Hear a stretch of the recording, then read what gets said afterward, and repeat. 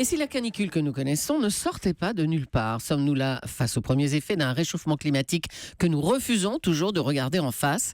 C'est la question qui fâche de 7h15 sur Europe 1. Et pour y répondre, je reçois Jean-Marc Jancovici. Bonjour. Bonjour. Vous êtes cofondateur du cabinet Carbone 4 et membre du conseil scientifique de la Fondation Hulot pour la nature et l'homme.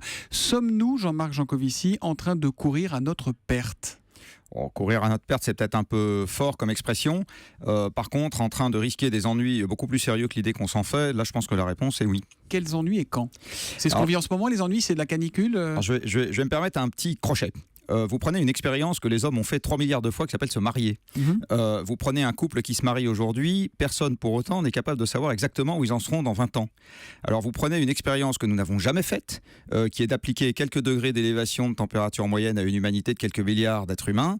Bien évidemment, personne n'est capable de prévoir dans le détail tout ce qui peut nous arriver. Par contre, ce qu'on sait, c'est qu'on sort complètement du cadre des évolutions climatiques naturelles, on va dire, parce que pour donner une référence, 5 degrés de température moyenne, c'est ce qui nous sépare d'une ère glaciaire. Donc quand la Terre est passée de la dernière ère glaciaire... 5 degrés, ce qui nous sépare de l'ère glaciaire, et là on parle d'une augmentation déjà de 2 degrés à la fin de ce siècle. Oui.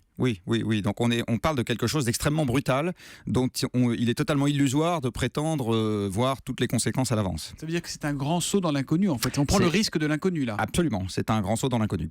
Il y a une responsabilité énorme des politiques. Donc, quand Ségolène Royal dit, ministre de l'écologie, les négociations de l'ONU sont totalement inadaptées à l'urgence climatique. Ça, c'était le 1er juin, il y a un mois.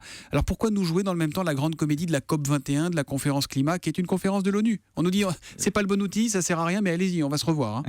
Il faut lui poser la question. Vous pensez, vous, le climatologue, qu'il y a cette responsabilité des politiques ? Alors, on fait de la com au lieu de s'attaquer au problème ? Il n'y a pas que sur ce problème qu'on peut porter malheureusement ce genre de commentaires. Alors, si on essaye d'être un peu précis, le monde politique a beaucoup de mal à comprendre les aspects techniques de ce dossier, comme du reste sur beaucoup d'aspects techniques, parce que si je suis un peu méchant, dans le pays dans lequel nous vivons, il y a 2 choses que vous ne pouvez pas faire en même temps quand vous êtes dans le monde politique, c'est écraser vos petits copains pour arriver au pouvoir et comprendre ce qu'il y a dans le fond des dossiers. Donc en général, les gens qui arrivent au pouvoir, ils ont des connaissances techniques très très superficielles sur les dossiers qu'ils ont besoin de traiter. C'est le cas sur le climat comme c'est le cas sur beaucoup d'autres choses. Donc il y a une responsabilité des politiques, mais il y a aussi une responsabilité de leurs électeurs. C'est-à-dire qu'à un moment, on a les politiques qu'on mérite. On ne peut pas dire je m'occuperai de ce problème, pardonnez-moi l'expression, quand il fera beau. Et puis ensuite dire comment ça, c'est un scandale, les politiques s'en occupent pas. Et vous avez l'impression qu'il y a quand même une prise de conscience de la part de la classe politique, même mondiale d'ailleurs, de l'ONU, de tout ça ou pas ? Il y a une sensibilisation, on va dire, une prise de conscience. Par exemple, l'élément que je viens de vous dire, c'est-à-dire que 5 degrés, c'est ce qui nous sépare d'une ère glaciaire, et donc quand on parle de quelques degrés d'élévation de la moyenne planétaire, on n'est pas en train de parler d'une plaisanterie. Ça, par exemple, c'est un fait qui est peu connu. Rien que ça. Après, les politiques ont des mandats courts. Quand vous êtes en train de parler de quelque chose qui porte sur des décennies, ça sort du champ politique. Enfin, je veux dire, ils sont incapables de réfléchir à ce genre d'horizon de temps. Mais pour vous, cette canicule dont on parle depuis 2-3 jours en France, c'est clairement un élément du réchauffement climatique, parce qu'on en a connu d'autres dans le temps et on ne parlait pas à l'époque de réchauffement climatique, des sortes d'accidents comme ça de météorologie. Alors, quand vous en avez un quelque part, vous pouvez rien dire. Donc, quelqu'un qui gagne au casino, vous n'êtes pas capable de dire s'il a triché ou s'il a de la chance. Par contre, si 3 fois sur 4 il gagne, alors là, vous commencez à dire il y a un truc qui sort des statistiques normales. C'est exactement pareil. En ce qui concerne le réchauffement climatique, c'est à l'envers qu'il faut réfléchir. C'est-à-dire, si la température moyenne monte, c'est logique qu'on se mette à avoir de plus en plus souvent des événements qui sont chauds par rapport à ce qu'on avait. Et là, si on regarde la moyenne planétaire, 2014 était l'année la plus chaude depuis qu'il y a des relevés de température, et les 5 premiers mois de 2015 sont les 5 premiers mois les plus chauds depuis qu'il y a des relevés de température. Et il y a des températures, 1880, c'est ça. des températures exceptionnelles.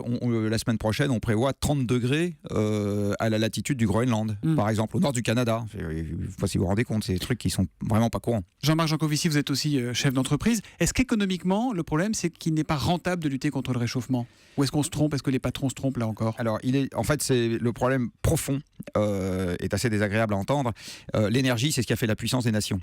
L'énergie, c'est ce qui permet de mettre les machines au travail, et aujourd'hui, ce qui produit nos chemises, nos tables, nos chaises, nos voitures, nos bâtiments, ce qu'on mange, etc., c'est que des machines. Donc le fait de renoncer volontairement à une partie de l'énergie qu'on utilise, parce que dans le monde, 80% de l'énergie qu'on utilise, c'est pétrole, gaz, charbon, ça fait du CO2. Renoncer volontairement à une partie de l'énergie qu'on utilise, ça revient à abdiquer délibérément une partie de notre puissance industrielle, qui est celle qu'on a pas cessé de chercher à renforcer sur les 2 derniers siècles. Donc c'est un problème économique majeur. Ça peut faire des gagnants, mais ça fera aussi des perdants.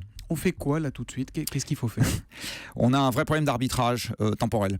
On est exactement dans la même situation que quelqu'un qui doit aujourd'hui faire des efforts pour préserver ou sa santé économique dans 10 ans ou 20 ans.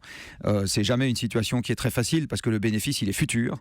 Donc il y a plein de choses à faire. Malheureusement, rares sont celles pour lesquelles il y a un effort faible et un bénéfice de court terme immense. Ça veut dire qu'il va falloir vraiment faire de gros efforts. Merci Jean-Marc Jancovici. Je renvoie nos auditeurs à votre livre « Transition énergétique pour tous, ce que les politiques n'osent pas vous dire », publié chez Odile Jacob. Merci, bonne journée à vous. Merci.